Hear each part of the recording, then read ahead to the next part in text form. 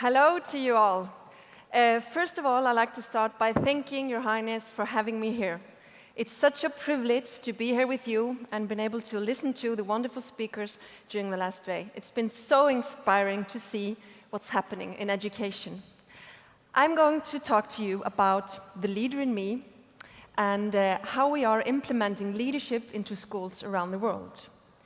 I want to start with just showing you a brief video that will enlighten a little bit about what the leader in me is about.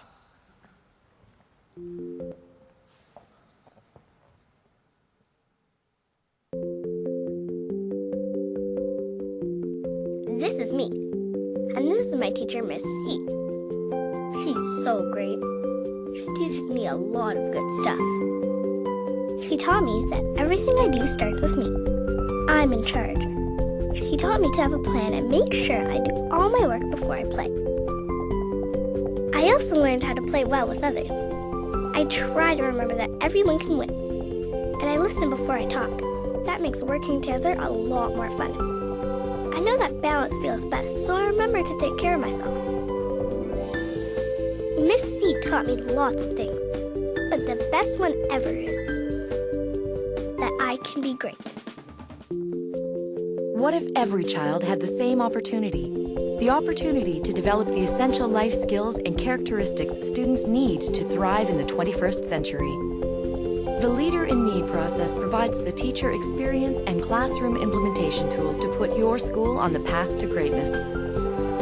As you integrate timeless principles into your school's core curriculum and language, you will build student self-confidence, reduce discipline referrals, and increase academic achievement. Find out more at theleaderinme.org. Great happens here.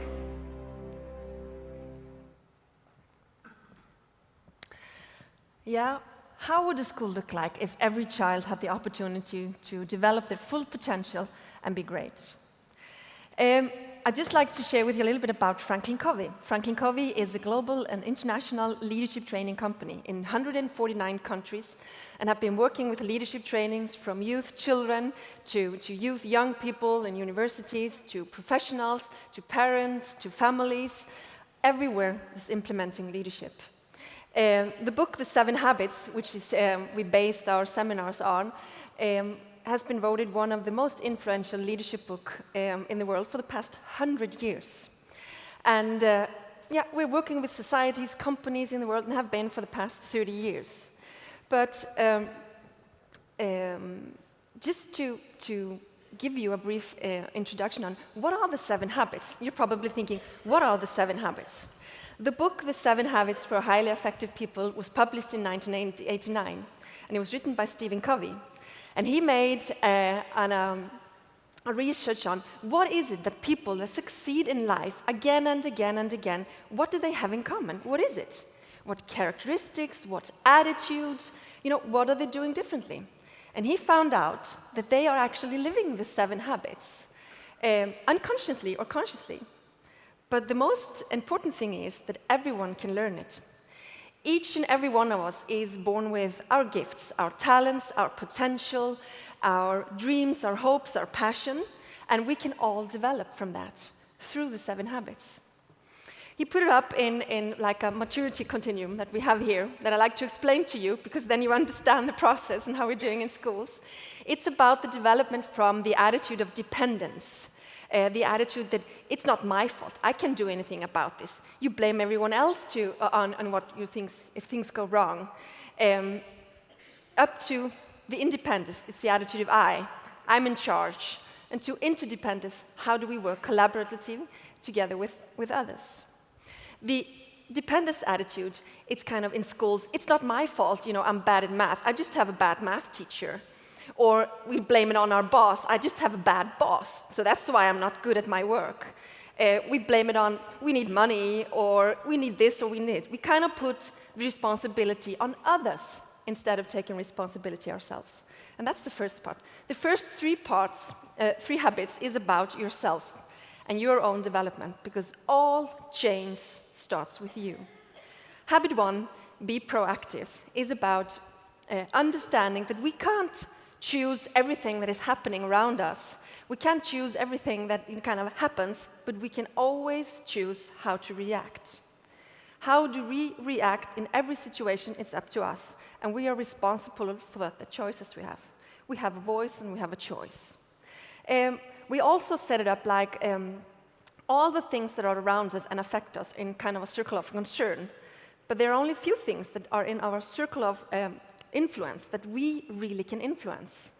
But the thing is, where are we spending our time? Are we spending our time within our circle of influence? Or are we spending our time and energy in things that we actually cannot do anything about? So it's about identifying that and really focusing on doing the things that you can impact. The third one in proactive is about walking the talk, leading by example.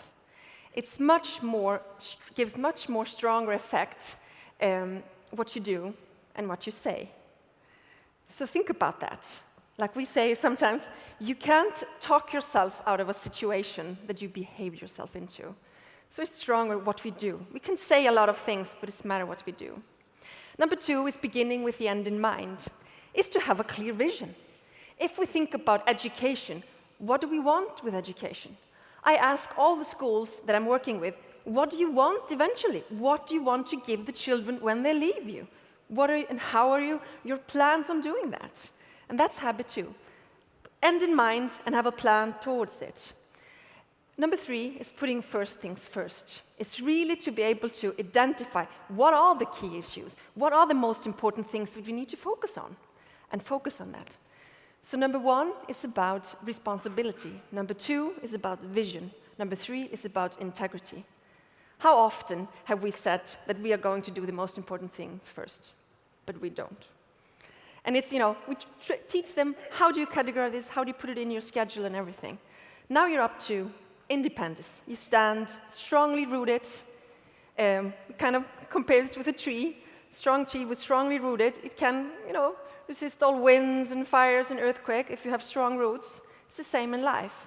If you're a strongly rooted person with a strong character, you know your values, you know your responsibility, you know where you're going, and you prioritize, you're able to work collaboratively and effectively with others as well, which are the next 3 habits.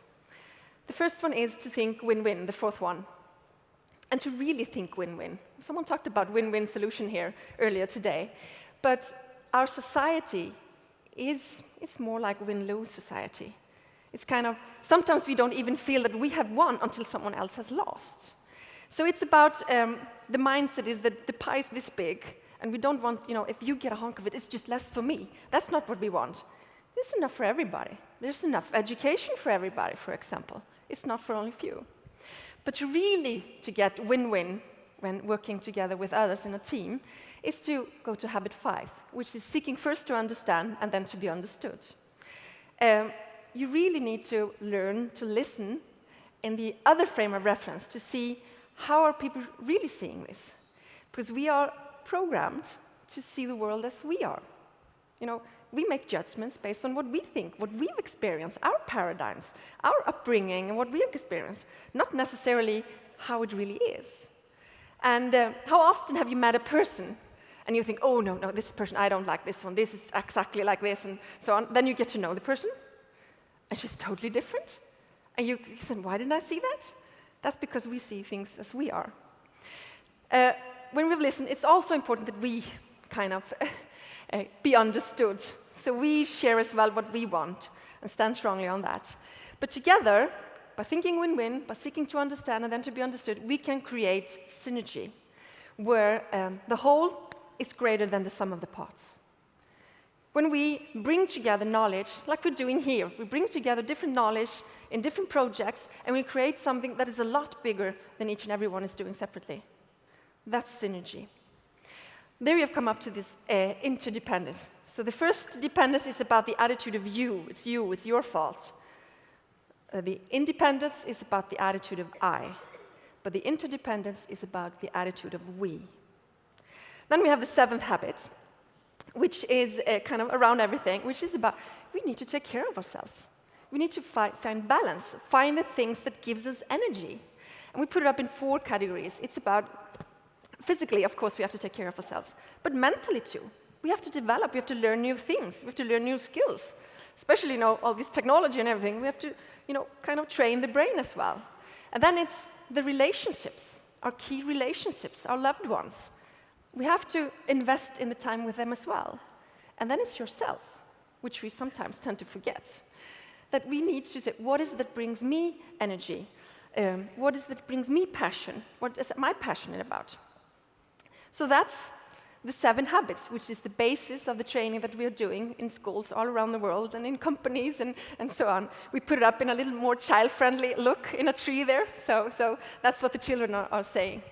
But a little bit about how this became the leader in me, the process that we are working in schools today.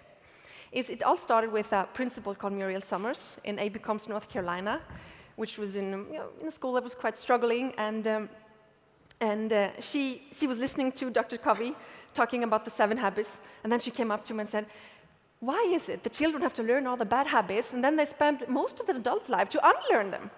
Why can't they learn these habits as early as kindergarten? Why can't we teach them that? And Stephen Covey said, well, I don't see why not. So they started to develop the foundation for the process that we are working by today. And in 3 years, she dramatically saw changes in her school. She was a struggling school. She didn't know, how to attract more children. It was a lot of conflicts, a lot of bullying. The grade test the academic results was not good. The engagement level was she was struggling keeping teachers and so on. In 3 years, she became #1 as a magnet school in the whole USA. The academic results have been 95 to 97% who reached the end of grade test for the past 15 years, and it's still like that. Bullying and conflicts between staff and parents, with children.